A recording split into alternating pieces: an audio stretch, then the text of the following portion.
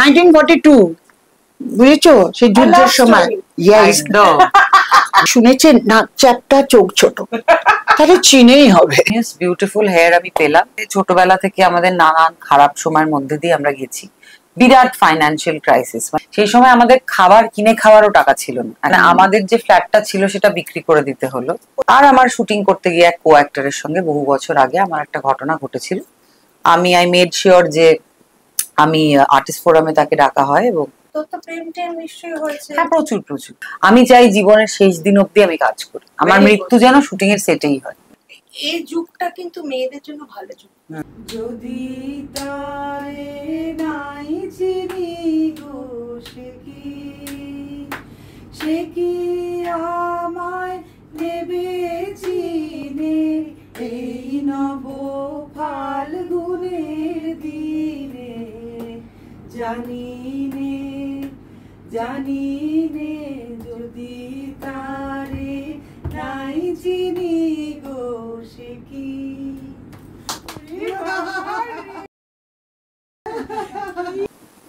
নমস্কার, নিবেদিতা অনলাইনে আমি নিবেদিতা দে, আপনাদের স্বাগত।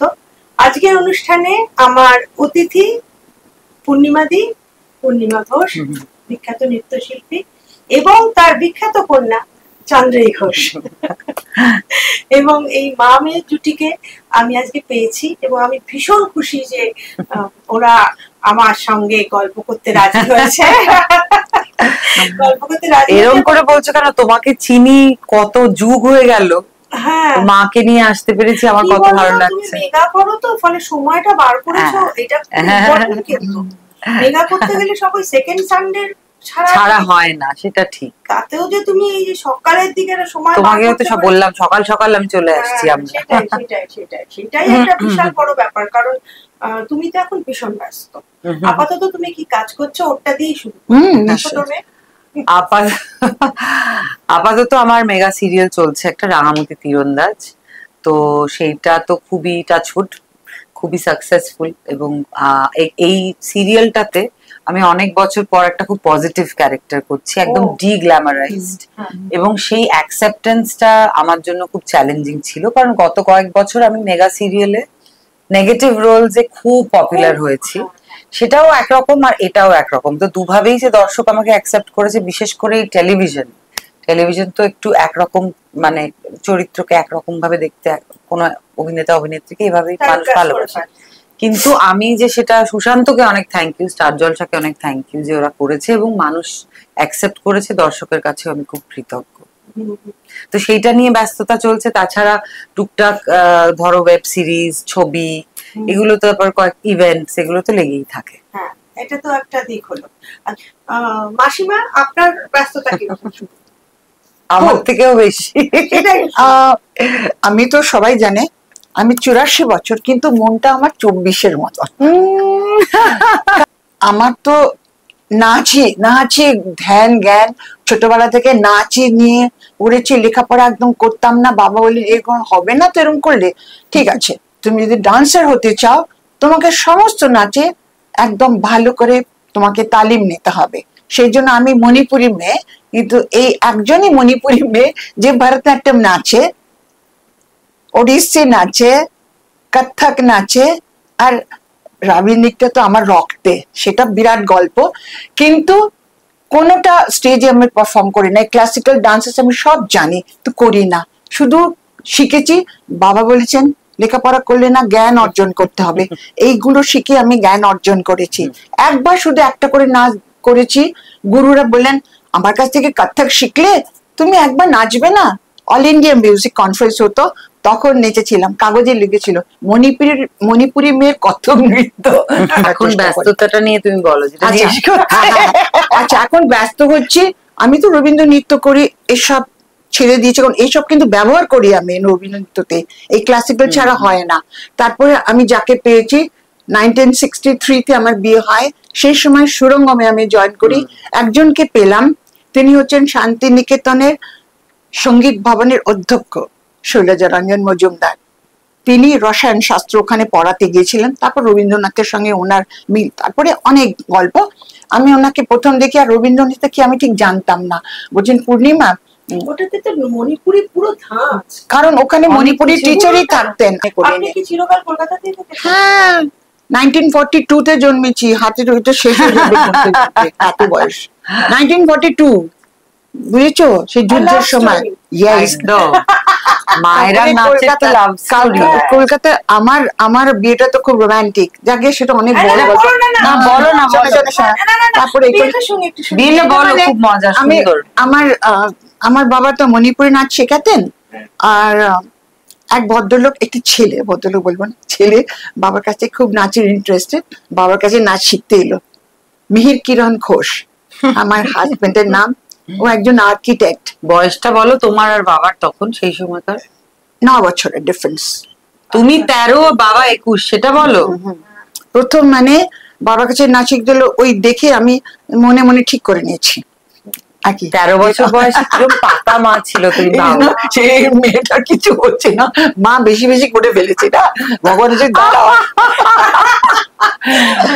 তারপরে ও বাবার কাছে নাচ শিখতে এলো, সেখানে আর কি আলাপ, ভীষণ ভাবে আলাপ। তারপরে ভীষণ ভাবে আলাপ। ও ইঞ্জিনিয়ার, কিন্তু নাচে ভীষণ ইন্টারেস্ট ছিল, বিশেষ করে আমার সঙ্গে আলাপ হয় বলে বেশি রকম ইন্টারেস্টেড। তারপরে গোবিন্দন কুট্টি বলে একজন ছিলেন কাথাকলি ডান্সার, প্রথম কলকাতা এসছেন, তার কাছে আমার হাজবেন্ড শেখে নাচ, প্রথম বাঙালি ছেলে স্টুডেন্ট আমার কর্তা, কাথাকলি জানে। আর বাবার কাছে যে মণিপুরি শেখাটা আর কি শুধু আমাকে মিট করার জন্য, শিখতো না কিছু। এসে ভীষণ কঠিন, মেয়েরা করতে পারে না। চোখ কি দাঁড়াবে, তুমি যখন কিছুদিন করবে তোমার হাঁটা চেঞ্জ হয়ে যাবে, জানো তো, মানে এই পাশটা দিয়ে তোমাকে হাঁটতে হবে এরকম ভাবে, ফ্ল্যাট না, এরকম পায়ে করে দাঁড়াতে হয়, নানান রকম হয় না। তারপরে ওইটা বলো, তোমার বাবা, বিশেষ করে এই মণিপুরি চোখে তো ওইসব হবেই না। আচ্ছা, বাবার তোমার বলো যে বিয়ের সময় আমার ঠাকুমা, এটা আমি বলি যে ঠাকুমা মেনে নেননি, কারণ বলছে মণিপুরি মেয়ে আমরা কি করে। শোনো, বর্ধমান জেলার বাড়ি তো আমার শ্বশুর ছিলেন হেডমাস্টার দুর্গাপুরের, কে মণিপুরি, শোনো কে মণিপুরি তাকে কিরম দেখতে শুনেছেন, নাক চ্যাপটা, চোখ ছোট, তাহলে চিনেই হবে, চিনেবো, তারা তো আরশোলা খাই, বলতে বলটা কত না এসব না। তারপরে আমি একবার গেছি দেশে, আমাকে দেখতে এসছে তারাও সবাই, আমাকে বলছে তুমি একটু ঘোমটা দেবে, মানে আমার শাশুড়ি মা বলছেন কি জানি, ঘোমটা দিয়ে বসলাম, কান আমার তো লাল হয়ে যাচ্ছে গরমে, সব এসে এসে দেখতে, ও বাবা এত বড়, আমি খুব বড় টিপ পরতে ভালোবাসি, এত বড় টিপ, চিনেম্যান বউ, দেখে যাও সবাই এসেছি। কিন্তু সেই ঠাকুমা জানো তো, মানে যতই উনি প্রথমে মাইনে নেননি, কিন্তু পরে পূর্ণিমা ছাড়া উনি চোখে অন্ধকার দেখতে, মানে শেষ জীবন কিন্তু আমরা সবাই, মানে বাবা মা আর আমরা, আর সঙ্গে ঠাকুমা থেকেছেন আর কি। উনি আর আমার বাবারা 5 ভাই বোন, কারুর কাছে গিয়ে ঠাকুমা থাকতে চাননি। পূর্ণিমা আছে, পূর্ণিমার কাছে যেখানে বেড়াতে যাবো, পূর্ণিমা তোমার টিকিট কেটেছো তো, তাহলে কিন্তু আমি যাবো, তাহলে যাবো না, মানে ভীষণ ভরসা করতে না, পুরো একদম উল্টে গেছিল ব্যাপারটা। প্রথমে যা ছিল, বাবা তো 2008-এ উনি চলে গেছেন, 2008 বাবা মারা যান। অনেক বছর আগে আমার বাবা গেছেন 2000। ও, এটা একটা অদ্ভুত, মানে যতই যাই হোক, মানে আপনার তো আরেকটি মেয়ে আছে, আমার বড় ঐন্দ্রিলা ঘোষ। ও কি করে?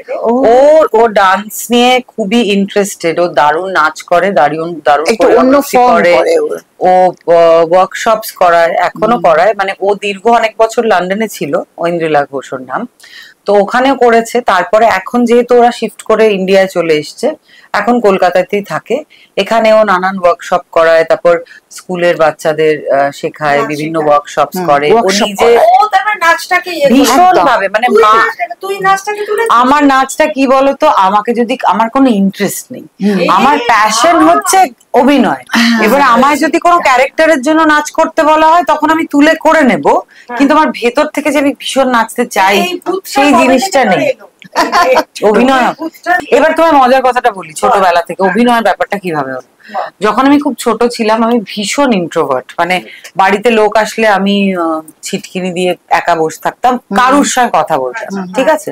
কিন্তু তখন থেকে আমার একটা স্বপ্ন ছিল যে আমি অভিনেত্রী হব। ওকে আমার ফ্যামিলিতে তো এই প্রফেশনে কেউ নেই, তো আমার কোনো আইডিয়াই ছিল না, আর কারোর সঙ্গে কথা বলতাম না, করতাম না। বাড়ির সবার খুব চিন্তা ছিল যে কি হবে ভবিষ্যতে। কোনো স্কুলের প্যারেন্ট টিচার মিটিং এ বাবা মাকে ডাকা হতো, বলতো আপনার মেয়ে এক্সট্রিমলি শাই, ওর কোনো বন্ধু নেই, ও কারোর সঙ্গে কথা বলে না। এইসব নিয়ে মা বাবার মধ্যে একটা চিন্তা ছিল আর কি। কিন্তু আমি মা যখন বাড়িটা ফাঁকা থাকতো, মারা যখন বেরিয়ে যেত, তখন মায়ের সব গয়না শাড়ি, মায়ের উইগ বার করতাম, করে আয়নায় সেজে সেজে কখনো টিচার সাজছি, কখনো ডান্সার সাজছি, এগুলো করতাম। ভীষণ ইন্ট্রোভার্ট ছিলাম, কিন্তু ছোটবেলা থেকেই। তুই যে ইন্ট্রোভার্ট ছিলিস সেটা কিন্তু আমরা ব্যাংককে গিয়ে বুঝতে পেরেছি। মনে আছে আমরা একসঙ্গে ব্যাংকক গেছিলাম? তাই? কোথায়?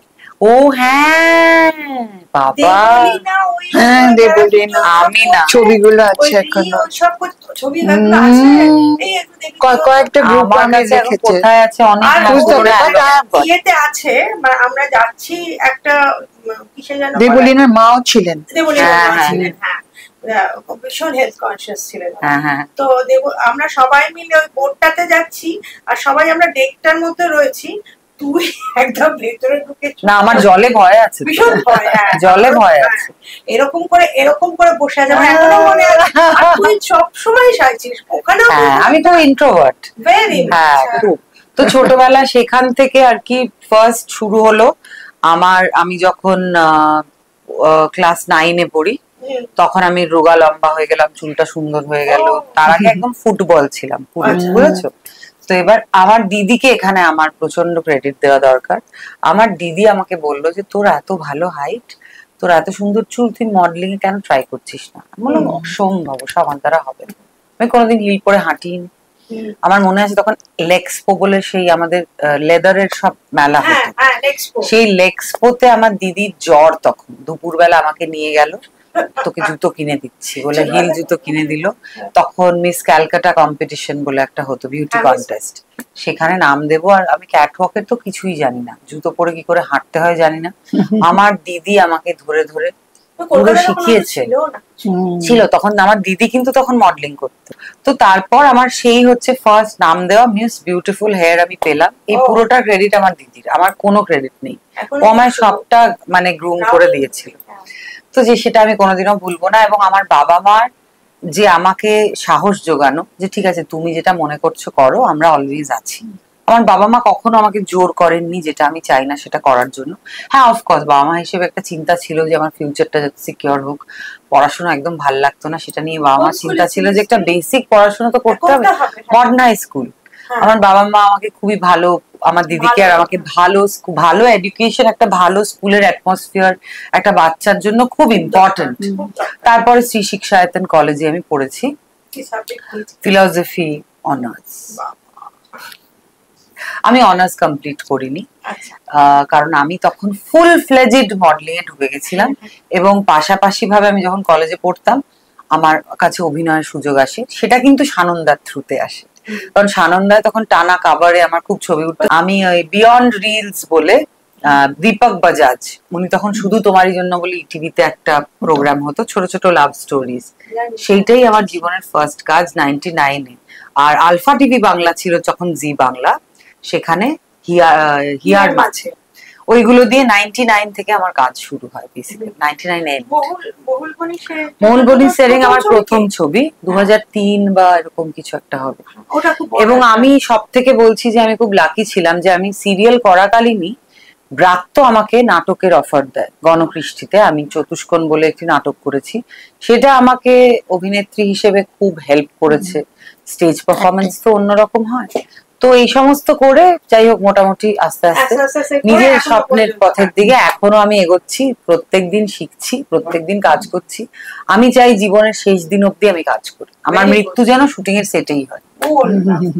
খুব ভালো এটা, মানে এটা প্রত্যেকটা মানুষেরই ইচ্ছেটা, যেন আমি দাঁড়িয়ে দাঁড়িয়ে কাজ করতে করতে চলে যাই। একদম সেটা আমারও ইচ্ছে। নিজের কাজকে ভালোবাসতে হবে খুব খুব খুব একদম। অনেকে সত্যি কাজ করে কিন্তু তারা কাজের প্রতি প্যাশন, আমি অভিনয় নিয়ে বলছি না, মানে যে কোনো কাজ করো, সবারই তো আলাদা আলাদা প্রফেশন। এবার প্যাশনেটলি প্রফেশনটার জন্য ফিল যারা করতে পারে তারা খুব লাকি। কারণ দেখো কাজ তো করতেই হবে, you have to earn money. টাকা ছাড়া তো হবে না, না, কিন্তু তাছাড়া সব প্রত্যেকটা সময় মানুষের জীবনে টাকা থাকে, একটা ডিসিপ্লিনে একটা ফেলে, কাজ থাকলে একটা কাজ ব্যস্ততা, থাকলে একটা জীবন ডিসিপ্লিন। হ্যাঁ, আমার কাছেও আমার মা মানে ভীষণ, মানে she is the centre of my world, বুঝেছো? এটা তুমিও, মানে আমি এখন বলছি এই কথাটা, কারণ দেখো আমি জানি মা সারা জীবন থাকবেন না, কিন্তু সারা জীবনই থেকে যাবেন ফিজিক্যালি না থাকলেও। আমি মা আমার এমন ভাবে ছোটবেলা থেকে আমাদের নানান খারাপ সময়ের মধ্যে দিয়ে আমরা গেছি, বিরাট ফাইন্যান্সিয়াল ক্রাইসিস, মানে আমাদের এমন একটা অবস্থা ছিল, বাবার সমস্ত কাজ বন্ধ হয়ে গেল তখন, সমস্ত কিছু, কিন্তু আমাদের স্কুল নিয়ে কোনো কম্প্রোমাইজ আমার মা বা বাবা করতে দেননি। সেই সময় আমাদের খাবার কিনে খাওয়ারও টাকা ছিল না একটা সময়। আমার মাসি, সেই জন্য আমি মাসির কাছে চিরকৃতজ্ঞ থাকবো, আমার মাসি আমাদের বেসিক খাবার দাবার পাঠাতো, আমরা 4 জন একটা ছোট ঘরে থাকতাম, এবং এই ফেজটা কিন্তু আমরা দেখেছি চূড়ান্ত অ্যাফ্লুয়েন্সের পর, মানে দারুণ অবস্থা থেকে একদম এই অবস্থা, এটা আরো মুশকিল, কারণ তুমি অভ্যস্ত হয়ে যাও একভাবে এবং তোমার লাইফস্টাইলটা একরকম হয়ে যায়, ভীষণ খারাপ। তো তারপর খারাপ ভালো সময় মিলিয়ে জীবন, সেটা আমার বাবা মা, বিশেষ করে মা আমাদের সবসময় পজিটিভ কি করে থাকতে হয় সেটা মায়ের কাছ থেকে আমাদের শেখা, জানো তো?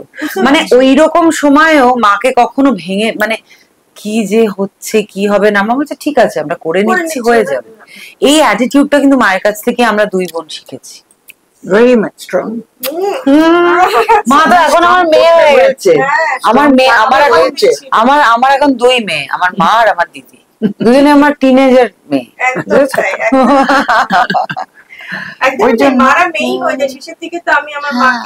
এবং জানো তো মা তো এখন ইনফ্যাক্ট মা এখন অনেক কুর্তা প্যান্ট স্কার্টস পরে, ড্রেসেস পরে, আমি বলে বলে পড়াই, মা আগে শাড়ি ছাড়া কিছু পরতো না, কিন্তু এখন যে পরে আমার কি ভাল লাগে, বিশেষ করে ক্লাস নিতে এত সুবিধে না, একটা টপ একটা প্যান্টের লোকে পা দেখতে পাচ্ছে, যতই হোক বয়সটা তো হচ্ছে, হাড়ের তো একটা ক্ষয় হয়, ওই এইসব পরে কি দরকার মুভমেন্ট যদি জড়িয়ে যায় কি দরকার। এটা ভালো। একটা কথা তোকে জিজ্ঞেস করি, যে তুই যে এই যে বললি যে খুব খারাপ সময় গেছে, তখন তোরা কোথায় থাকতিস? কলকাতাতেই তো। কলকাতাতে থাকতাম, আমরা বিভিন্ন বাড়ি শিফট করেছি, মানে আমাদের যে ফ্ল্যাটটা ছিল সেটা বিক্রি করে দিতে হলো, যে আমাদের ফ্ল্যাটটা ইয়েতে মুদিয়ালিতে ছিল, বিরাট বড় ফ্ল্যাট ছিল, সেটা বিক্রি করে দেওয়া হলো।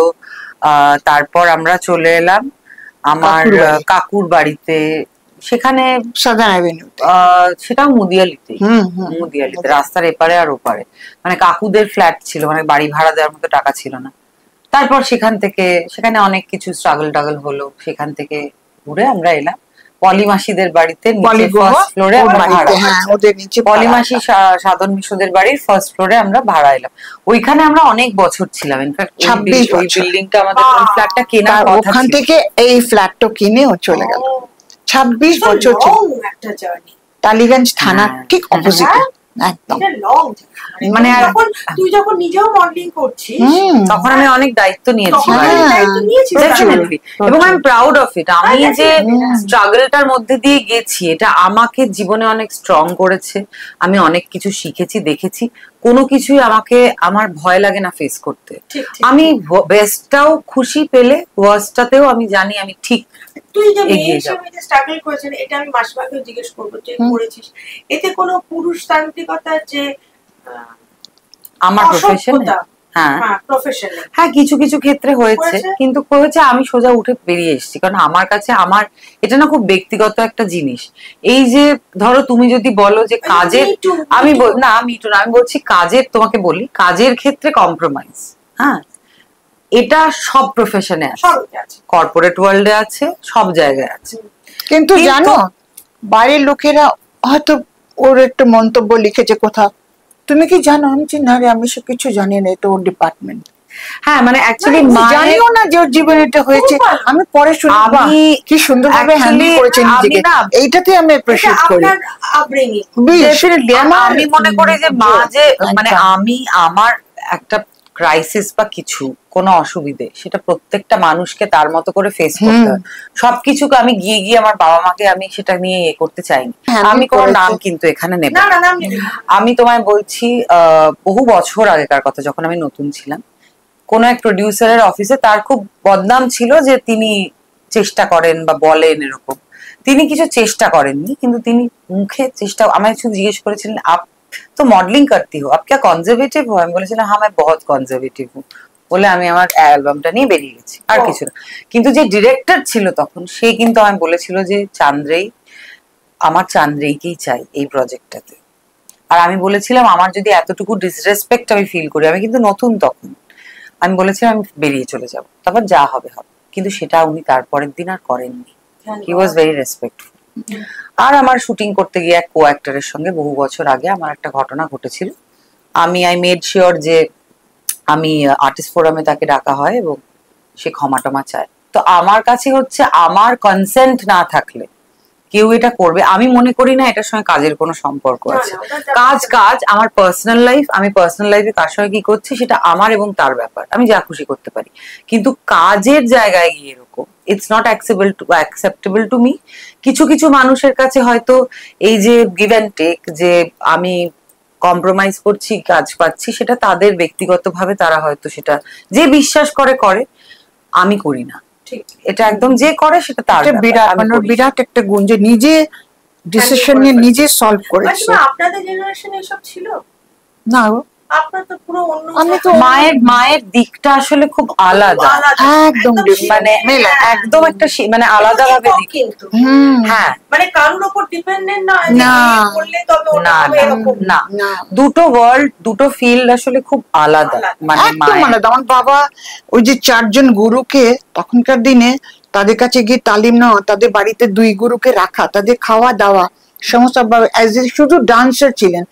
তখন কি স্কুল ছিল, কে অত নাচ শিখতো, কতটুকু কতটা সেই স্ট্রাগলটা আমি দেখেছি তো, যে আমার পেছনে কতটা করছি, বয়স ছোট, ওটাতে আমি তৈরি হয়েছি। আমি আবার যেরকম করে করে আমার মেয়েরা শিখছে, ওই আমাদের ওই স্টেপ বাই স্টেপ যে কিভাবে ফাইট করতে হয় জীবনে, পরিষ্কার কথা শিখেছি, ওরাও সেরকম শিখেছে। সবাই সবসময় কোথায় কমফোর্ট পাবে, আরাম না, সব এতে তোমাকে একদম। আচ্ছা, একটা কথা তোকে জিজ্ঞেস করি, তুই যখন দোসর করেছিলি, হ্যাঁ, এটা খুব একটা পরিচিত গল্প, সেই জন্যই জিজ্ঞেস করছি না, সেটা আমার একটু জানারও ইন্টারেস্ট আছে। ঋতুদা তো এখন নেই, তোর সঙ্গে ঋতুদার বড় ঝগড়া হচ্ছে, মা জানে না বোধহয় ঝগড়া হয়েছিল, কারণ আমি কিছুই না, কি হয়েছিল, এটা একটা ভুল বোঝাবুঝি হয়েছিল। আমার ডাবিং এ যাওয়ার দিন গানটা যেটা গেয়েছিলাম সেটা ডাবিং হবে, রেকর্ডিং হবে। আমি একটা শুটিং এ আটকে গেছিলাম, আমার পৌঁছতে দেরি হয়েছিল, এবং ঋতুদা প্রচন্ড বলছে তুই কি করে আমার এখানে দেরি করলি। আমি বললাম ঋতুদা আমি আটকে গেছি, আমি ভেরি সরি, আমার কিছু করার ছিল না, আমি তো ঋতুপর্ণ ঘোষ নই যে লোকে এক কথায় আমাকে বলবে ঠিক আছে ঠিক আছে তোমার কাজটা পরে। আমি তখন অনেক ছোট, আমি তখন একজন কি বলবো, সবে কয়েক বছর কাজ শুরু করেছি। দোষর্ত হয়েছিল বহু বছর আগে, কত বছর হবে বলো তো, মোটামুটি আমি ভুলে গেছি, অনেকদিন, 15 বছর তো হবেই, হ্যাঁ 20-21 বছর আগে। আই ওয়াজ এ নিউ কামার। এবার যে কোনো প্রফেশনেই একজন নিউ কামারের অতটা সে থাকে না।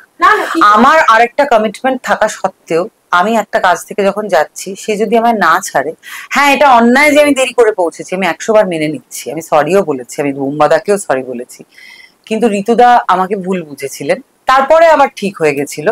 বাট উনি অনেক কিছু কাটা পড়েছিল,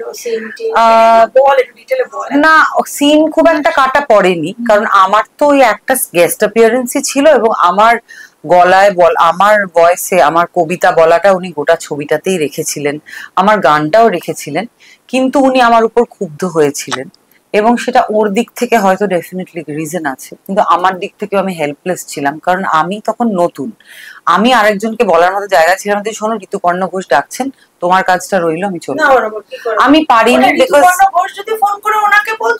হ্যাঁ আমি তখন সেই জায়গাটাতে ছিলাম না, এবং ঋতুদা যে রাগ করেছেন আমি ঋতুদা বুঝি, যে ঋতুদার জায়গা থেকে যে উনি কেন ওয়েট করে থাকবেন, ওর মতো একজন মানুষ, আবার আমি যার কাজ করছি উনি খুব প্যাশনেট ছিলেন, তো উনি একটু আবার সঙ্গে সঙ্গে আমি তো তারপর গানটা গাওয়ার পর জড়িয়ে টড়িয়ে ধরে কি ভালো করেছিস, মানে ওটা তখন আর মনেই নেই। তো আমিও মনে করি যে ওর মাপের একজন শিল্পী, তার এরকম ইরাটিক টেম্পারামেন্ট হওয়াটাও হয়তো স্বাভাবিক, সেটাও পার্ট অফ ঋতুপর্ণ ঘোষ। আমার এটা নিয়ে কোনো আক্ষেপ নেই। আমি অলওয়েজ এটাকে খুব একটা দারুণ, আমি নিজেকে লাকি মনে করি যে উনি যেটুকু সময় ছিলেন তার মধ্যে আমি কাজটা করতে পেরেছি, সেই জন্য আমি লাকি। অবশ্যই সিনেমা হলে সিনেমা মানে চলাকালীন আমার ছবি তুলে পাঠিয়ে যাচ্ছে না, আমি বেশ অনেকক্ষণ কিন্তু ওটা আছি, আমি নিজেই হাত থেকে ক্যামেরা, কি ভালো লাগছে ফ্রেমটা এত সুন্দর, মানে বাঁধিয়ে রাখার মতো একটা ফ্রেম, একদম তাই না, মানে অ্যাজ এ ফটো বাঁধিয়ে রাখা। সত্যি তো এটা সত্ত্বেও আমি তোকে জিজ্ঞেস করছি, তো রামকমল মুখার্জির সঙ্গে তো এতটা কাজ করলি, আচ্ছা এখন যে এই যে তো রুক্মিণী বললো যে রামকমল মুখার্জির মধ্যে ঋতুপর্ণ ঘোষ এন্ড রাজ চক্রবর্তী সব মেশানো ব্যাপারটা, যে তো রামকমলের সঙ্গে কাজ করলি সেটা মনে হয়? রামকমল দারুণ লাগে মানুষ হিসেবে তো বটেই, অ্যাজ আ মেকার ও না খুব, মানে ও তোমাকে প্রচুর জায়গা দেবে, চান্দ্রী তুমি করো, কিন্তু যদি এইটুকু একটা কিছু, ও একটা ইনপুট শুধু কানের মধ্যে এসে বলে যাবে, সেটাই তোমাকে একটা অন্য ডাইমেনশন দেবে। এবং ও না আমাকে এত মানে আমরা পরস্পর একে অপরকে এত পছন্দ করি, এত রেসপেক্ট করি। ও আমাকে বলেছিল যে দিস ক্যারেক্টার, এই যে গোলাপের চরিত্রটা বিনোদিনীতে জুড়ে হয়তো তুমি সারা ছবি জুড়ে থাকবে না চান্দ্রী, কিন্তু তুমি আমাকে ট্রাস্ট করো, এই চরিত্রটাকে আমি এমন একটা ভাবে তৈরি করব মানুষের মনে থেকে যাবে, এবং ছবিটার জন্য এটা ভীষণ গুরুত্বপূর্ণ একটা ক্যারেক্টার। সেটা হয়েছে, এবং অনেকে অনেক প্রতিশ্রুতি মুখে দেয় নিবেদিতাদি, কিন্তু ফাইনালি যে সেটা করে উঠতে পারে এরকম অনেক কম মানুষ আছে। তো ও রাম হচ্ছে সেরকম একজন ডিরেক্টর, ও এস্থেটিক্যালি ভীষণ মানে তুই কি ওর মধ্যে ঋতুপর্ণ ঘোষের ছায়া বা ওসব পেয়েছিস? আমি ঋতুদার মতো প্যাশনটা এবং এস্থেটিক্স এর দিকে যে একটা ভীষণ ফাইন টিউনিং ছিল, সেটা কিন্তু রামের মধ্যে আছে। এবং রুক্মিণীও নিজেকে ভেঙে ও যেভাবে করেছে না কাজটা, মানে ও মানুষ হিসেবে তো দারুণই, she is a very nice girl, মানে ওর মনটা ওর সোলটা খুব ভালো। তুমি দেখো বিনোদিনী ছবিটা কিন্তু আগে অনেকে চেষ্টা করেছেন করার, কিন্তু কেউ করে উঠতে পারেনি। মানে আমি অনেক শুনেছি গল্প যে বিনোদিনীর আত্মা, মানে তার স্পিরিট এখনো এতটাই জাগ্রত, এতটাই হয়তো উনি কোনোভাবে কোনো না কোনো বাধা এসছে, ছবিটা তৈরি হয়নি। কিন্তু এই যে রাম আর রুক্মিণীর, কিন্তু শেষ হয়নি, রিলিজ হয়নি বোধহয়, কাজ শুরু হয়েছে অনেক, কিন্তু এইভাবে রিলিজ মনে হয়নি, প্লাস নামটা চেঞ্জ হয়ে গেল। এক্স্যাক্টলি। এবং এই পুরোটা, এটা আমার ধারণা, আমি তো খুব বিশ্বাস করি অন্য আদার ওয়ার্ল্ডে, এবং আমি বিশ্বাস করি এতে। তো বিনোদিনী দাসীর মানে তার ইচ্ছে ছিল বলেই এই রাম আর রুক্মিণীর এবং দেবের এই কম্বিনেশনটা সাকসেসফুল হয়েছে। এবং তুমি তো জানো দেশে বিদেশে ছবিটা প্রচুর প্রশংসা পেয়েছে, এবং সেটা বাঙালি হিসেবে, অভিনেত্রী হিসেবে তো বটেই, ছবিতে কাজ করেছি তো বটেই, বাঙালি হিসেবে আমার কাছে একটা বিরাট গর্ব যে এরকম একটা ছবি ফাইনালি এত এস্থেটিক্যালি বানাতে পেরেছে। রামের মতো ডেপিক্ট করেছে, এবং যে মেকার সে নিজের মতো করে তার গল্প সাজাতেই পারে। কিন্তু আমার খুব ভালো লেগেছে। মাসিমা আপনাকে একটা কথা জিজ্ঞেস করব, সেটা হচ্ছে আপনি এই যে নৃত্যশিল্পী হিসেবে এতদিন এত বছর ধরে টানা কাজ করে যাচ্ছেন, সে কত বছর হবে আপনার 84 মানে হচ্ছে বা কাজটা করছেন আপনি? মা ছোট একদম 6 বছর বয়স থেকে আমি সেটাই দেখছিলাম। হ্যাঁ, 6 বছর মানে কি বলবো, সবে তালে জীবনটাই নাচের উপরে রয়েছে একদম। এবার আপনার কখনো ছবিতে বা কিছুতে অভিনয় বা কিছু এরকম একটু মজার ঘটনাটা একটু আমি বলবো, তুমি বলো। দেবাংশুর শ্বশুর মশাই কি নাম্বার? জোছনা। হ্যাঁ, জোছন দস্তিদারের একটা ফিল্ম করবে, ত্রিভুজ, ত্রিধারা না ত্রিভুজ, মানে তিনটে অ্যাঙ্গেল গল্পটার গল্প, একটা মণিপুরি, একটা বাঙালি, একটা উড়িষ্যা, একটা মেয়ে, এইটা নিয়ে গল্প। তা আমাকে শুনছে, আমি অসম্ভব, আমার প্রত্যেক কথাতে হাত চলে আসে, এত নেচে নেচে অভ্যেস, এই শোনো আমি ডাকতে পারবো না, এই ডাকতে পারবো না, এই এরকম হয়ে যাবে আমার হাত, কি হবে? আমি বাড়িতে নরমাল কথাতে ওরকমই তো আমার দিদি নকল করে, মা আমি ফোন করে এরকম করে আমার ফোন ধরে একটা পায়ে গিয়ে হাতটা ধরে বলে কি, এবার তুমি বলো তো যে কথাটা বললে সত্যি না, ভীষণ আমি হাত পা নাড়াই। নাচের তালে এসে যায়, পারি না গো। এসে যায় মা। জন্যে কথা হয়। না মা এমনি বলে। শোনো, তারপরে তো যোছন রসিদার আমার কাছে এলেন, বললেন যে এরকম করছি পূর্ণিমা, তুমি একটু করো। কোনোদিন তো আমি একদম, আমাকে একটু নাচতে দাও, ওখানে আমি নিচে চলে আসবো, আমি কথা বলতে পারবো না। তারপরে আমার আমার ছেলে হচ্ছে, আমি মণিপুরি মা, ভদ্র মহিলা, দেবাংশু হচ্ছে আমার ছেলে, আর জিতেন সিং নাম শুনেছো শান্তিনিকেতনে, সে হচ্ছে আমার হাজবেন্ড, তাকে ছোটবেলা ভাই বলে ডাকি আমি, সে হবে আমার বর। শুনেই বলেছি বাবা, ওসব আমার তো ডায়লগ বেরোবে না। যাকে কোন রকমের জোর করে, আর ভীষণ সুইট দেখতে ছিল দেবাংশুকে, খুব মণিপুরি মণিপুরি দেখতে, মানে এত মনে হয় আদর করি ছেলের মতন। আর আমাকে তখন থেকে ও ইমা বলে ডাকতো, মানে মণিপুরিতে মাকে ইমা বলে, হর্ষ ইমা একার, ও আমাকে ইমা বলেই ডাকতো। তারপর শুটিং হচ্ছে, প্রত্যেকবারই এরকম করে ধুনো দিতে বলছে, প্রত্যেকটা নাম্বার এরকম হয়ে যাচ্ছে। মা ধুনো দিচ্ছে, আমার ধুনো দেওয়া মানে এটা ইম্পসিবল। এইটাতে বোধহয় 5 বার টেক হয়েছে। তারপর মায়ের ডায়লগ ছিল। এখন আমাকেও যদি কেউ নাচ করতে বলে, আমি যেরকম কনসিয়াস হয়ে যাই, ঘেমে গিয়েছি, ঘেমে গিয়েছি ডায়লগ বলতে গিয়ে। তারপরে মণিপুরি ভাষা, আচ্ছা তো মণিপুরি বলি না এখন, অভ্যেস নেই। আর জিতেন তো এক্সপার্ট, ও বাড়িতে দেশে যাচ্ছে 6 মাস করে, দর করে মণিপুরি বলছে।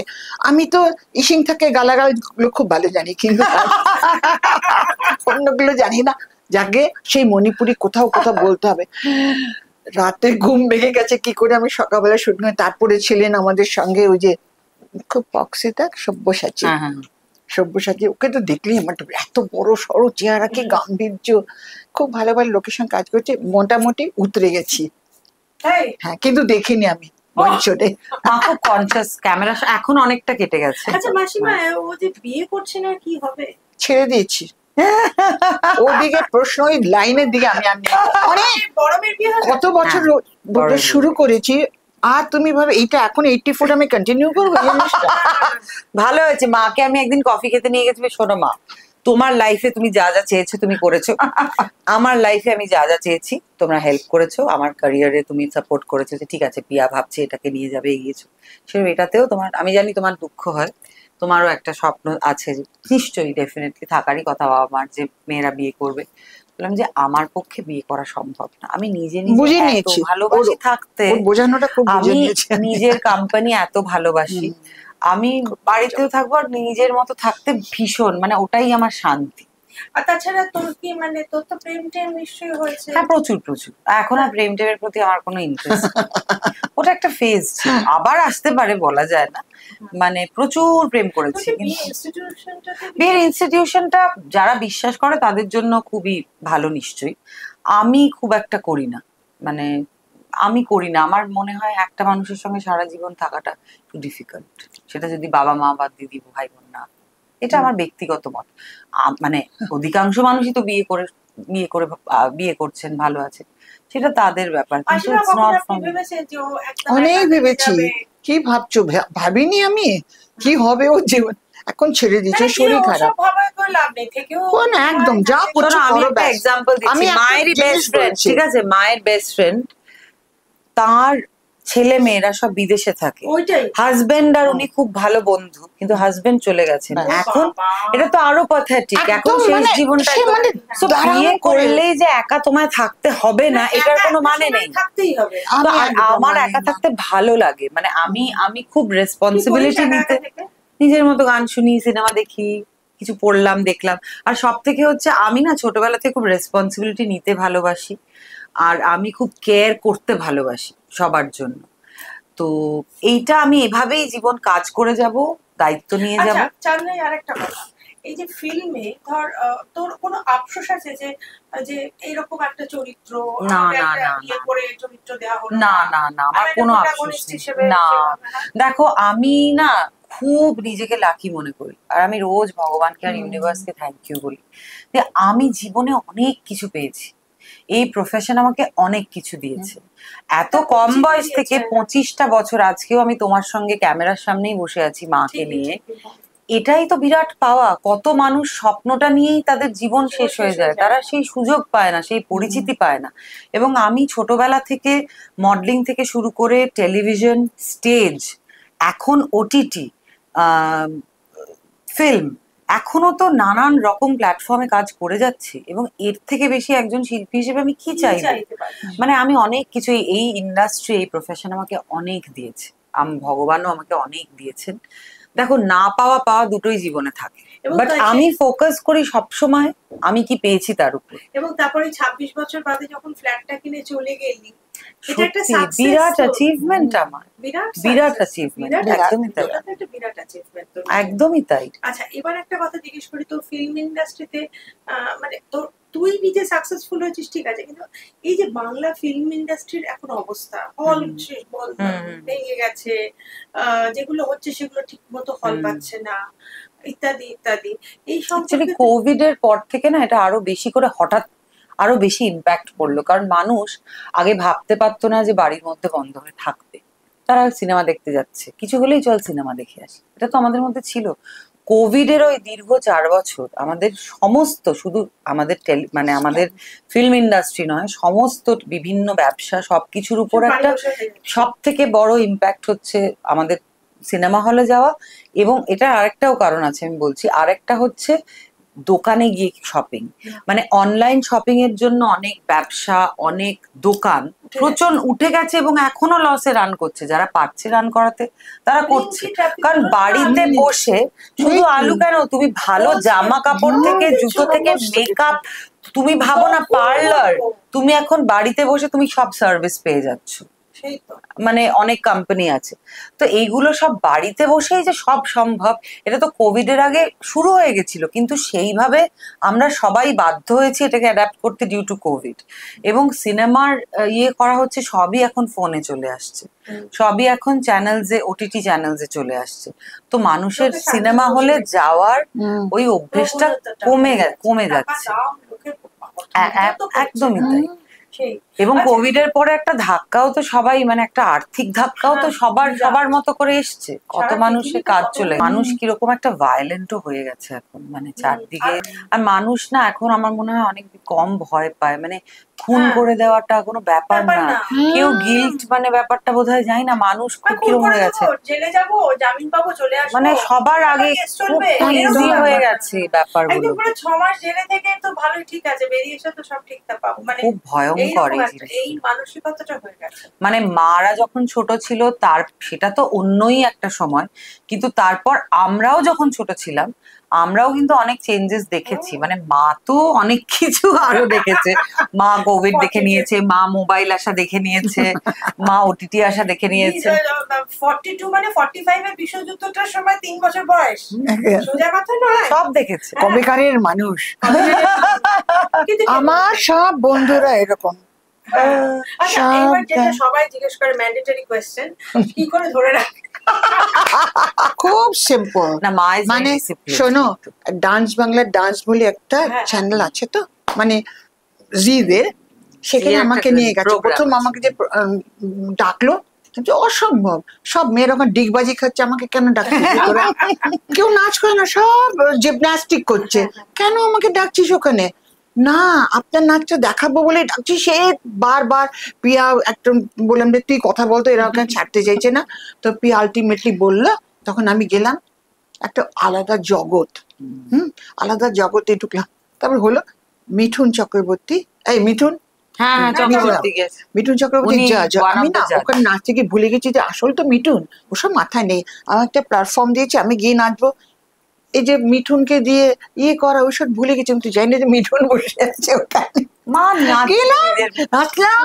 তারপরে মিঠুন দিয়ে ক্যামেরা, মিঠুন বলছে, আমি ভাবতে পারছি কি অনেক কিছু বলেছে। তারপরে বললো যে আপনি এই সমস্ত যারা বাবা মা বলে এটা করবে না ওটা করবে, সে তাদের এরকম একটা চর মেরেছেন, ও নাচের স্টাইলে বলেছে, কিন্তু সেইটা ফেমাস হয়ে গেল সবাই বিরাট, তারপর প্রশংসা করলে, মানে যা বলে আর কি। তারপরে অঙ্কুর না কে না, অঙ্কুর গরম জলে লেবু দিয়ে খায়, আমি প্লিজ এটা সবাই সামনে বলবো না, ওটা বলতেই হবে।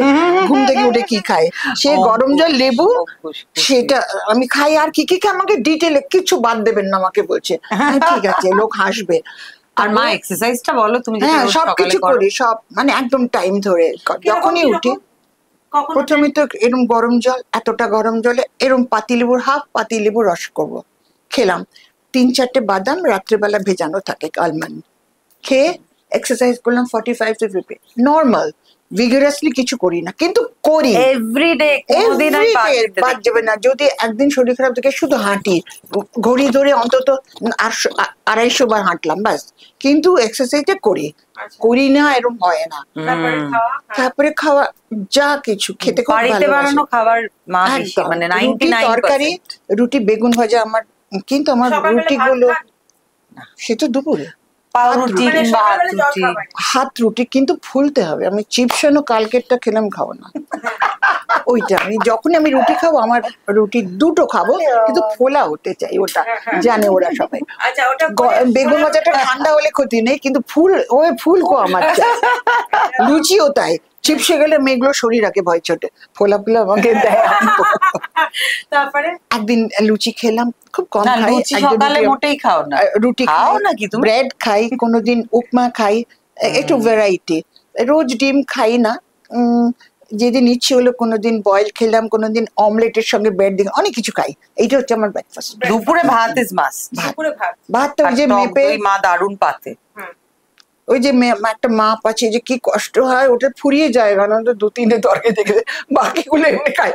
ভাত বেশি খাওয়া বারণ, কারণ স্টমাক এরকম হয়ে যাবে, তুমি নাচতে পারবে এরকম আমাকে বলেছে। ঠিক আছে, এইটুকু ভাত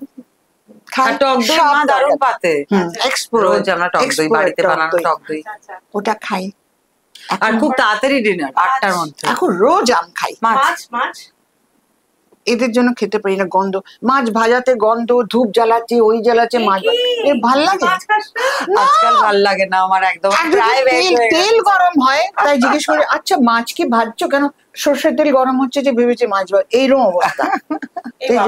আমি আর আমার যে আরেকজন কুক ছাড়া আরেকজন সর্বক্ষণের জন্য থাকে, সুষমা, ওরা বাড়ি থেকে বেরিয়ে গেলে তখন আমি একটুখানি ওই চিংড়ি মাছ দিয়ে যে বাটি চচ্চড়ি, ওটা আমার ফেভারিট। মাঝে মাঝে তোমার জন্য আমরা এনে দিই, সেটা বলো, প্রন আর এগুলো সেটা বলো। খুব কম রে, সেটা ভাবছি আমার জন্য তোমার মাছ খাওয়া হচ্ছে না। তো খাই, সব থেকে একটা জিনিস খাই, কি খাই জানো? মাস 15 দিন অন্তর 3 বার, পরপর 3 দিন খাই কালমেঘ। হ্যাঁ, বটি বড়ি। হ্যাঁ, বটি না, তুমি চিরতার কাঠিগুলো ভেজানো থাকে হোল নাইট, ভাবতে পারবে না কাকে বলে তেতো, চিরতার জল। তুমি যদি একটু অভ্যেস করো, মাসে কদিন খাও? 3 দিন পর পর খাই, আবার 10-15 দিন গ্যাপ, আবার 3। ভেরি হট, মানে ওটা গরম করে দেয় তোমাকে শরীর, এটা বেশি খেতে বারণ করে, কিন্তু ওটা না পুরো ডিটক্স করে দেয়। সারাক্ষণ 4টে থেকে শুরু হয়, 1, 2, 3, 4 বয়স্ক মহিলারা ও এখনো সুরঙ্গা মাতা। আমার রোজ ক্লাস থেকে 4টে থেকে চলে এসো, শিখিয়ে দেবো 6:30 পর্যন্ত। 24 জনকে আমাকে টাইম দিতে হয়, তো রোজ না করলে কি করে হবে? তারা না জানো সব above 45-50 তারা সব মায়ের কাছে জয়েন করেছেন। একজন আবার কানে শুনতে পায় না, তাকে ডান বলি তো সে বাঁ বের করে, কানে শুনতে পায় না। সব রিটায়ার্ড, ফিটনেসের জন্য। আপনাকে দেখে খুব ভালো লেগেছে, আপনাকে দেখে মনে হয় আপনার কাছে যাই, নাচ শিখবো না, শুধু আপনার পাশে বসে থাকবো, কিন্তু আপনার কথা শুনবো। এরকম কতজন আসছে, তো নাচ শিখছে, জোর করে শেখাচ্ছি, কিন্তু তারা 15 মিনিট আগে এসে বসে থাকে। আমার বাড়িতে ওরা তো বিরক্ত হয়, 4টে যদি বলি 4:45 এসে বেল দেয়, বলো কি গো 15 মিনিট আগে। এরকম আমি ওই জন্য এই যুগটা কিন্তু মেয়েদের জন্য ভালো যুগ, একদম অনেক কিছু করার আছে। মানে একটা 75 ইয়ার্স লেডি যদি শুধু ওনাকে দেখে পারে, ওনার কাছে গিয়ে করতে পারে, তার মানে না এটা খুব মানে খুব থেরাপি, ডান্স থেরাপি। মা জীবনের এই সময় এসে মা এত ইন্সপায়ার করে, এই বয়সী মহিলাদের ইন্সপায়ার। আমি আনন্দিত, খুশি আছি।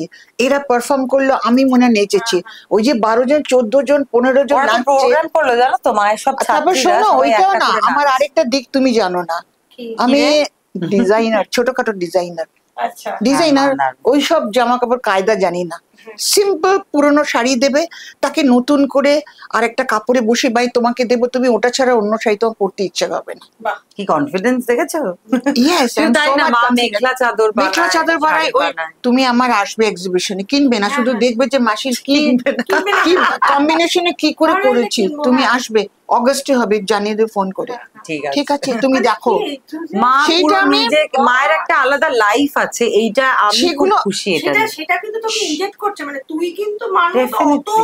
মানে মাসিমা যেরকম যতটা না ততটা ততটা না, ওর মানে একটুখানি energy বাঙালি, বলছি, একটু student মনে হচ্ছে পুরো ঢাকা।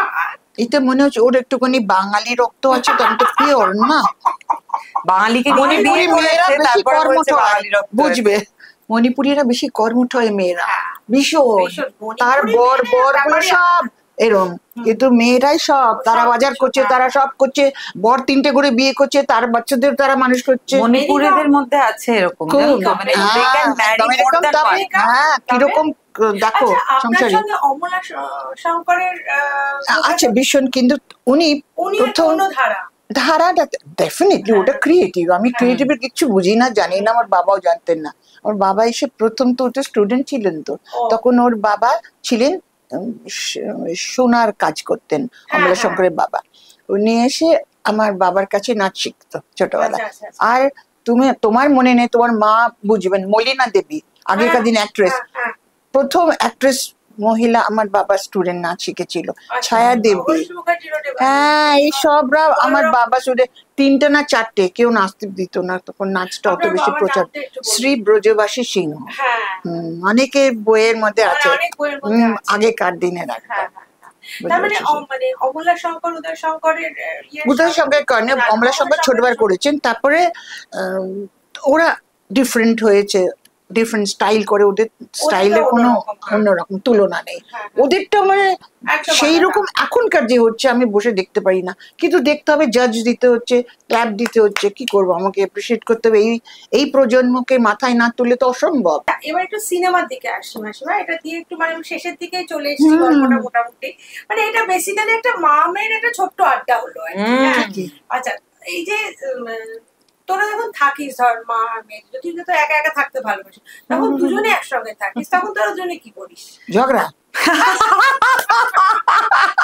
যা প্রশ্ন লাগে না, ওটা না, খুব ভালো করে আদর টাদর হলো, তারপরেই ঝগড়া, তারপরে আবার আদর, ঝগড়া, আদর, মাঝখানে খাওয়া দাওয়া। এটা এটাই তো সুন্দর সম্পর্কের, তো এটাই আমার মনে হয় ডেফিনিশন। কিন্তু সব একসঙ্গে খেতে পাই না একটা টাইমে, ইচ্ছে করে মাঝে মাঝে, খুব রেয়ারলি ওটা সেটা মানে আমি হয়। একা খেয়ে চলে গেলাম, কেউ রান্নাগুলো করলো, ছুটির দিনে আমরা একসাথে খাই। ওই রান্নাটা খুব ভালো হয়েছিল, মানে কি অবস্থা। কারণ যদি আমি তো শুটিংয়ে বাড়ির খাবার নিয়ে যাই। হ্যাঁ, এটাই ভালো, এই ব্যস্ততাটাই ভালো। একদম বাবা, আমি সবসময় চাই না, আমি বাড়ির খাবার, মায়ের যেমন আছে, আমার বাড়িতে পম্পা আমাদের রান্না করে অনেক দিন ধরে, দারুণ রান্না করে, কিন্তু মা মাঝে মাঝে, মায়ের এটাও ইচ্ছে আছে যে মা স্পেশাল কিছু একটা রান্না করে দেবে আমাদের জন্য, কখনো সকাল সেগুলো করে দেয়। এবার আমি তো শুটিং এ বাড়ির খাবার নিয়ে ভালোবাসি সেটা করতে, তো সেগুলো আমি শুটিং এ নিয়ে যাই। এবার কি করবো, শুটিং এ লাঞ্চ টাইমে খেলাম, মাকে ফোন করে বললাম খুব ভালো হয়েছে, কিন্তু মা এটাও ভালোবাসে। একসঙ্গে বসে সিনেমা দেখা, হ্যাঁ, সিনেমা দেখতে যাস, সিনেমা দেখা যাই, বাড়িতেও দেখি, সিনেমা দেখতে যাই। কেএফসি মা খেতে খুব ভালোবাসে, সেইটা এনে কেএফসি খেতে খেতে সিনেমা দেখা হয়।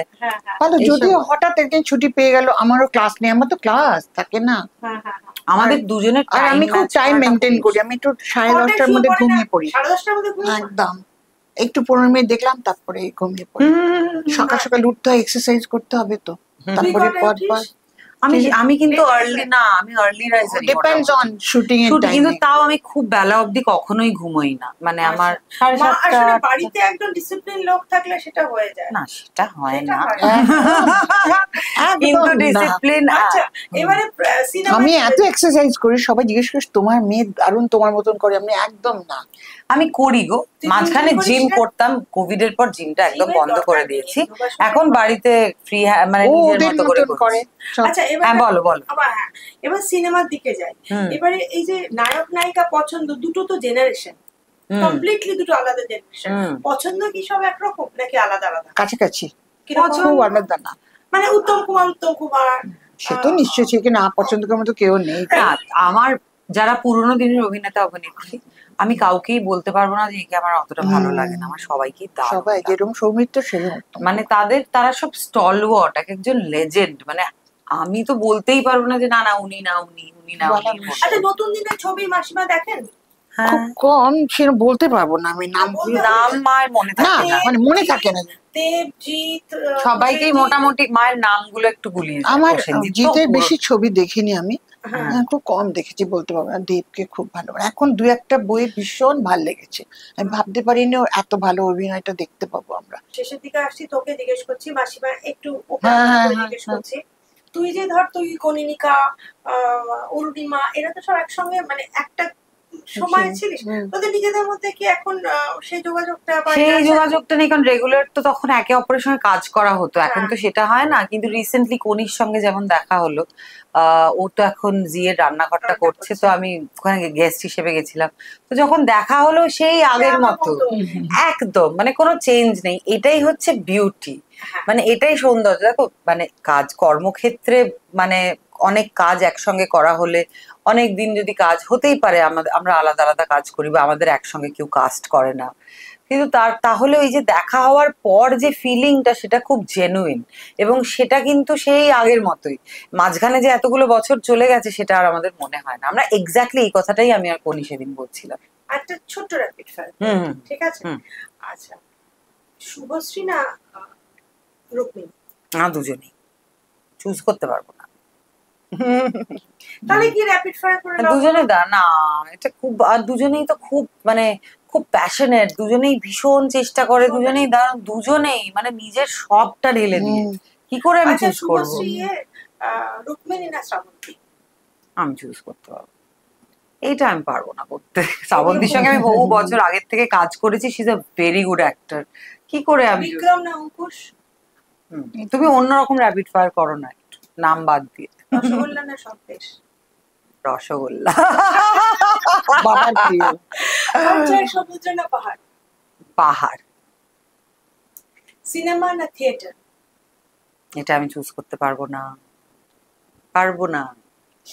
আমার কাছে সব প্রত্যেকটা platform equally important, equally difficult, equally challenge. মাসিমাকে যেমন জিজ্ঞেস করলাম যে মাসিমা শরীরের কিরকম যত্ন করে, লাস্ট প্রশ্ন তোকে জিজ্ঞেস করছি, তুই তোর চুলের যত্ন কি করে করিস?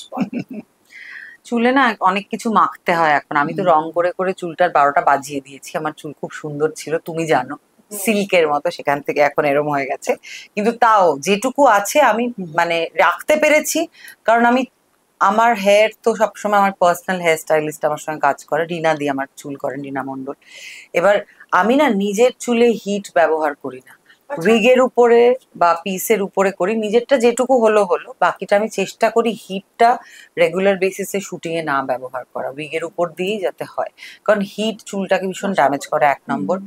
চুল ক্লিন রাখা রেগুলারলি খুব important, proper hair mask, hair conditioning, চুলে তেল লাগানো, এগুলো ইম্পর্টেন্ট। চুলে তেল লাগাস? খুব কম লাগাতে পারি এখন, একটা সময় খুব লাগাতাম ছোটবেলায়, মানে মডেলিং এর সময় অবধি লাগিয়েছি, তারপরে আর হয় না। অয়েল ম্যাসাজ করে 1 ঘন্টা পর শ্যাম্পু। অ্যাকচুয়ালি অয়েল কিন্তু রাখতে হয় না, জানো তো, ওভারনাইট 1 ঘন্টা রেখে দিলেই ওটা যা কাজ হয়ে যায় ওটার। কিন্তু আমি একটা জিনিস বুঝেছি, নিজের যত্ন নিতে হবে, এটা ভীষণ ইম্পর্টেন্ট। কেউ যদি একটা অন্য কথা বলছি, ক্যামেরার সামনেও যদি কেউ না থাকে, বা কেউ যদি মায়ের মতো নৃত্যশিল্পীও না হয়, তুমি যে প্রফেশনেই থাকো, যাই করো, ফিজিক্যাল ফিটনেসের জন্য ডিসিপ্লিন আর নিজের যত্ন নেওয়াটা খুব ইম্পর্টেন্ট, শরীরটাকে ঠিক রাখার জন্য। আর শরীর অ্যান্ড মন খুব ওতপ্রোতভাবে জড়িয়ে। তো মেন্টাল ওয়েলনেস এর সঙ্গে ফিজিক্যাল ওয়েলনেস খুব কানেক্টেড, এটা আমি খুব মনে করি। প্রপার ঘুম খুব দরকার, একটু প্রপার টাইমে ঘুমোতে যাও। একমত, আমারও ওই কথা, সবাইকে। এখন তো পুরো রাত্রির জাগার ট্রেন্ড, হ্যাঁ, পুরো ওইটা কিন্তু খুব ক্ষতি করে, কারণ তোমার বডি ক্লক খুব শক্ট হয়ে যায়। মানে ধরো একটা সারা রাত্রি তুমি জেগে আছো, কিন্তু তোমার পরদিন যদি ঘুমোতে পারো তাও কিছুটা শরীর রেস্ট পেলো, কিন্তু যদি কাজে বেরোতে হয় তখন তো তোমার শরীর পুরো একদম হয়ে যাবে, তোমার মুখে সেটা বোঝা যায়। তো আজকে এই যে চান্দ্রেই এবং পূর্ণিমাদির সঙ্গে যে কথা বললাম, মানে ভাবা যায় পূর্ণিমাদিকে মাসিমা বলছে, আবার পূর্ণিমাদি বলছে, মানে খুব ভালো লাগছে পূর্ণিমা দি বলো। মানে পূর্ণিমা দিয়ে একটা নাম হয়ে গেছে পুরো। একদম। মানে পূর্ণিমা কেউ বলতে পারবে না। তো পূর্ণিমাদি এবং চান্দ্রের সঙ্গে যে গল্পটা হলো, আমার মনে হয় আপনাদের সবারই খুব ভালো লাগবে, কারণ এরকম মা মেয়ের সখ্যতা, মানে সত্যি সত্যি মা মেয়ের মধ্যে যে বন্ডটা থাকে সেটা একটা অদ্ভুত বন্ধুত্বের বন্ড। এটা কিন্তু মানে আমি জানি না, বাবা ছেলের মধ্যে তো কিছুতেই আমি পাবো মনে হয় না, হয়তো থাকে, আমি জানি না, হয়তো থাকে, আমি জানি না, আমার তো কোনো ভাই নেই। তো আমি কিন্তু ইন জেনারেল বলে যে মানে daughter is daughter till his life, তাই তো? হ্যাঁ, শেষ পর্যন্ত মেয়েরা একদম জীবনের শেষ দিন পর্যন্ত কিন্তু মানে, আর ছেলেদের বলে যে টিল হিজ ওয়াইফ, ভাগ্যিস ছেলেদের বলে টিল হিজ ওয়াইফ, আর মেয়েদের যে টিল। আমার মেয়ে যেন এরকমই থাকে, এটাই আমি ঠাকুরের কাছে চাই। আমার মেয়ে এরকমই ফুল অফ লাইফ থাকুক, নিজের মতো লাইফ লিড করুক, আমি এটাই চাই। আমরা দুজনে দুজনের জন্য। আমার শাশুড়ি যখন আমার দুই মেয়ে, তো প্রথম মেয়ে হয়েছে ঠিক আছে, যখন চাঁদেই হবে তখন আমার শাশুড়ি মা পঞ্চামৃত খাওয়াচ্ছেন তার গুরুর সামনে থাটা রেখে, মনে মনে কিন্তু ভেবো এটা তুমি বলো যে বাবা এবারে কিন্তু আমি একটা পুত্র সন্তান চাই। আমাকে বলে বলে খাবে না, মুখে দিয়েই বলেছি আমি কিন্তু মেয়ে চাই, আমি কিন্তু মেয়ে চাই। 5টা মিষ্টি 5 বার বলে খেয়েছি। ভাগ্যিস বলেছিলে মা, সত্যি। তাই জন্য মানে বন্ধু কাকে বলে, মেয়েদের মধ্যে মেয়ে আর মার বন্ধুত্ব, মানে আমি তো নিজে এখন ফিল করছি, মানে মানে আমার সবচেয়ে একটা মায়ের মেয়ে থাকা উচিত। আমি জানি না, মায়ের একটা মেয়ে থাকা উচিত, ভীষণ ভাবে দরকার, মানে ছেলেও দরকার। আরে ছেলেরা কষ্ট পাবে। এই যে মা সবুজ টিপটা পড়লো, মা সবুজটা পড়ো না, মেয়েটা পড়ো তুমি সবুজ, চোখের উপর একটু সবুজ দিয়ে না, এটা একটা মেয়েই পড়বে, ছেলেকে বলবে না, বলবে কেন গো এসব রং, আমার ছেলে কেন তো রং চং করেছো, এটাই বলতো। আজকাল কাছে এরকম বলছে, মোটেও না, না মোটেও এরকম বলে। আমাকে দেখে কজন এসে বলে তুমি কি লাকি না, কি সুন্দর তুমি সব সাজবো। এখন তো সাউথ ইন্ডিয়ানরা যত বয়সে তত ডার্ক কালার দেখবে তুমি, এটা অ্যাকচুয়ালি এটা দারুণ ব্যাপার না, কোনো হালকা রং করে। শোনো, কালারের সঙ্গে কালারফুল জামা পরে আছে, কালারের সঙ্গে বয়স করবে না, কোনো সম্পর্ক কোনো কিছু নেই। তোমার ভালো লাগছে, 84 এরকম সবুজ কেউ সাজে, আমি সাজি, আমার ভীষণ ভালো লাগে। আপনাকে এটা কথা না, কিন্তু কথা না, আরেকটা পাশে তুমি 84 গিয়ে দাঁড়াও, আমাকে দাঁড় করাও। সাজগোজে আমি কাউকে দেখি না আজ পর্যন্ত 84 এত সেজে রাস্তায়। বেশ করেছো, আরো সাজবো। আমি বলি, আর তোমাকেও বলছি, শোনো নিবেদিতা দি, তোমাকে অনেক থ্যাংক ইউ। এত তোমার বাড়িতে এলাম, কি সুন্দর আড্ডা মারলাম, মাকে নিয়ে এলাম, সব থেকে বড় কথা খুব ভালো লাগলো। খাবো, আরো আসবো তো তখন।